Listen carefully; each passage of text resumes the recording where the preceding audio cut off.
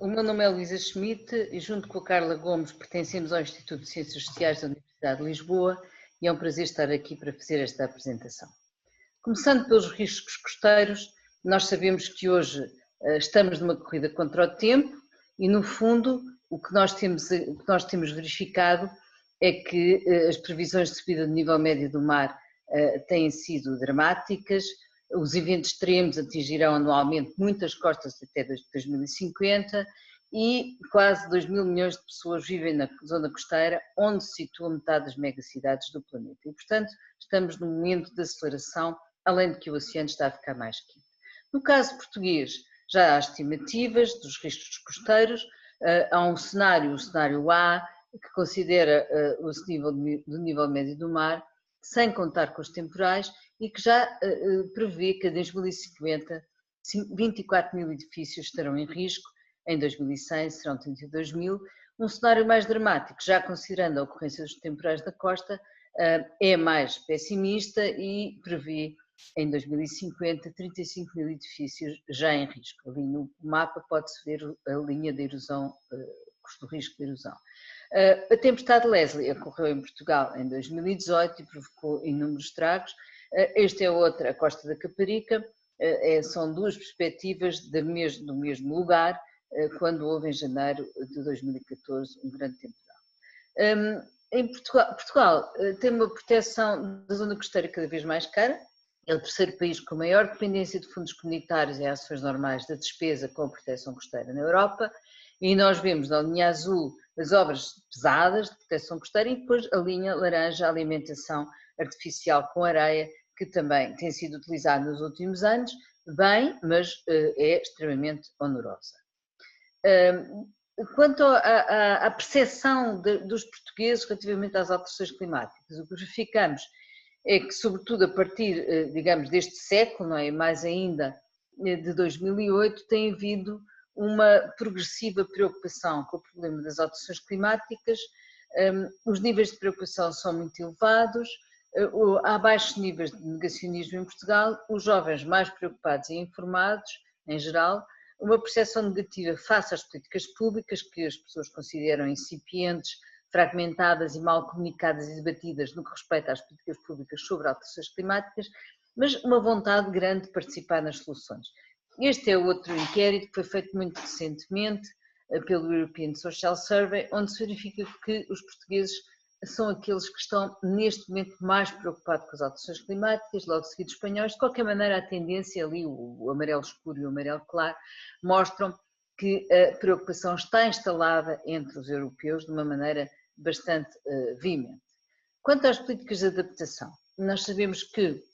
há marcos, não é? O IPCC, a sua criação, depois a Convenção das Alterações Climáticas, o Protocolo de Quioto,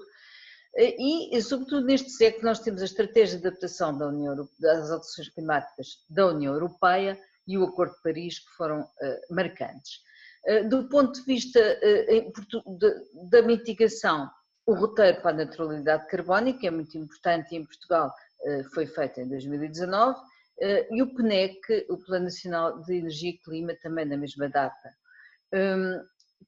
Agora, pensando na adaptação, é muito importante sublinhar a Estratégia Nacional de Adaptação às Alterações Climáticas, primeira versão em 2010 e depois em 2015 uma revisão, e houve estratégias, e estão ainda em elaboração algumas delas, as estratégias municipais de adaptação às alterações climáticas, começadas em 2015 e que já constituem uma rede, como falarei já a seguir. Os planos intermunicipais de adaptação às alterações climáticas também estão neste momento em elaboração. O Green Deal vai dar, portanto, o Pacto Ecológico Europeu vai dar aqui uma dinamização a este problema da transição ecológica, tanto do ponto de vista da mitigação como da adaptação. No caso português, é importante sublinhar por parte do Estado a integração das políticas de adaptação nas zonas costeiras, sobretudo através da Estratégia Nacional de Gestão das Zonas Costeiras e depois da já referida Estratégia Nacional de Adaptação às Alterações Climáticas, os programas de orla costeira, antigos POOCs, as estratégias municipais de adaptação às alterações climáticas, como já disse, mas também o Plano Nacional Litoral 21 e os planos regionais de adaptação. Do ponto de vista científico, o Grupo de Trabalho Litoral foi muito importante para inventariar tudo aquilo que se passa e qual é o ponto de situação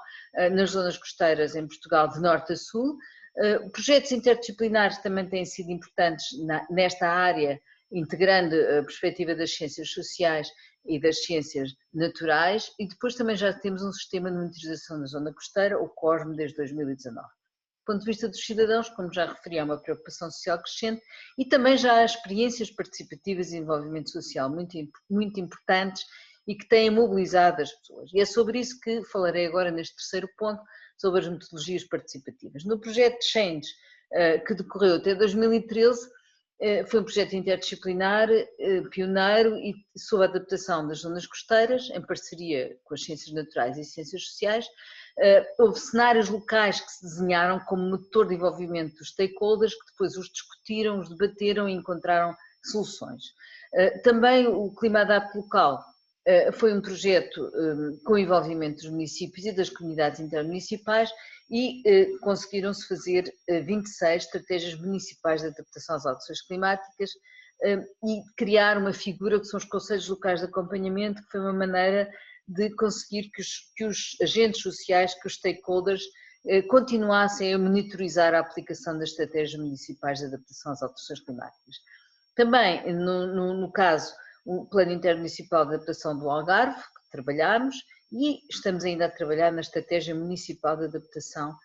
às Alterações Climáticas, no caso de Lolé. O Clima Adapte Local foi um projeto, como eu disse, envolveu 26 municípios no país, espalhados por todo o território, e, portanto, também muitos na zona costeira, como podemos ver, e a ideia foi justamente criar e implementar estratégias municipais de adaptação. Envolvemos os municípios e os seus técnicos desde o princípio e também auscultámos e mobilizámos os atores-chave que depois criámos os tais conselhos locais de acompanhamento. O plano intermunicipal de adaptação às alterações climáticas do Algarve implicou também vários grupos de trabalho, a identificação dos grupos sociais mais vulneráveis, porque, como sabemos, as alterações climáticas têm muito maior impacto sobre populações mais expostas, mais vulneráveis, habitualmente socialmente mais desprotegidas, e é muito importante identificá-las, no caso foi o que fizemos, e também na Estratégia Municipal de Adaptação às Alterações Climáticas de Lolé, identificarmos vários pontos críticos, juntamente com os stakeholders e com os técnicos do município, no fundo criar aqui 4 dimensões importantes a discutir: os desequilíbrios do litoral interior, a multiplicidade e a falta de articulação entre as entidades responsáveis pela gestão das zonas costeiras, a falta de comunicação e sensibilização sobre a questão dos riscos costeiros e dos eventos extremos aos diversos públicos e a necessidade de envolver a população geral e os frequentadores das praias também foi identificado como um dos pontos críticos. Considerando agora todos estes projetos de que falei, o que nós podemos dizer é que há uma afirmação da adaptação climática na agenda política e pública com uma definição das responsabilidades, já existe isso em Portugal, há informação e comunicação de conteúdos científicos que tem que ser incentivada para melhorar a qualidade das decisões políticas, o estímulo local ao reconhecimento dos problemas e também experiências participativas bottom-up de capacitação dos stakeholders que iniciam processos de governança adaptativa e co-criação de soluções inovadoras e, no fundo, há aqui outro aspecto muito importante que é a continuidade que está em curso, seja ao nível local, seja ao nível regional. Os contributos das diferentes linhas teóricas em que enquadram todos estes projetos, por um lado a justiça ambiental e climática, claro que é extremamente importante por causa do que eu falava, dos fatores socioeconómicos de vulnerabilidade e garantir uma adaptação mais justa, a governança adaptativa, novos modelos de governança que promovem a confiança e a integração de atores sociais, com a aprendizagem criativa e com a necessidade de monitorização das políticas públicas, e depois, em terceiro lugar, as teorias da coprodução de conhecimento, que implicam metodologias participativas inovadoras e a tal estratégia de continuidade com ênfase no impacto social e político dos projetos no terreno. Como reflexões finais, por um lado, o Estado tem um papel importantíssimo e tem que ser clarificada e coordenada a nível administrativo a todas as políticas, criando confiança, continuidade e compromisso, 3 palavras-chave muito importantes. Do ponto de vista científico, a investigação interdisciplinar e comunicação pública da emergência climática, cada vez mais importante, e do ponto de vista dos cidadãos, para além desta crescente preocupação com a crise climática, é importantíssimo dinamizar a participação cívica e a responsabilidade partilhada. Muito obrigada.